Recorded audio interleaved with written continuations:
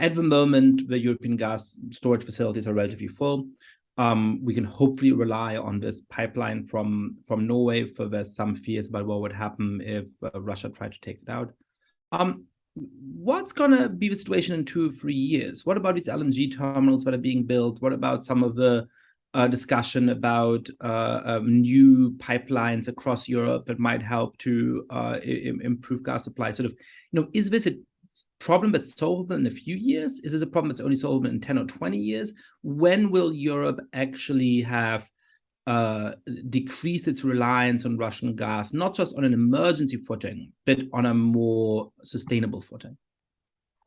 This is, I think, a really difficult question because, first of all, it gets into these problems of some big European divisions, right? So what we see, for example, in France is that there's a strong emphasis in saying, look, this is our opportunity to take advantage of this crisis and turn it into an opportunity and move towards net zero. Let's emphasize nuclear power. And then, of course, you have Germany, which, although the debate in Germany is changing, because of coalition politics within Germany, you don't have an ability to do that, right? Nuclear power is still something. Well, post Fukushima, we can't move in this direction. We have to just simply kind of work around this. We're not willing to make the big frontline in the big present investments.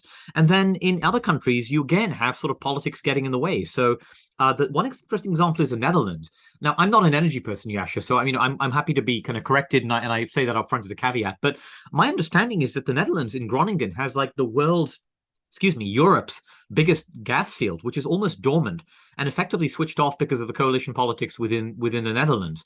They could turn that on and immediately dramatically transform Europe's energy prospects, and yet the coalition politics of the Netherlands doesn't permit that. So the status that Europe will be in a few years doesn't just depend on infrastructure choices, whether we can plow enough money into LNG terminals, lock in contracts. And by the way, our ability to lock in long-term contracts is challenged by the fact that other countries don't want to do those because they hear us saying, well, we're going to get off oil and gas completely. We're going to get off fossil fuels. And so they say, well, why would we do business with you? Why would we lock in multi-year contracts that may make us more vulnerable to this? But it's also down to those big European debates that are going to have to play out within the EU and in other places. But I think, to be absolutely honest, there are some European governments that will be hoping, let's hope we don't get that far. Let's hope, the war ends, maybe Putin goes, we can go back to business as usual by next Christmas and save our citizens rebelling on us because we haven't given them enough gas to keep their houses warm.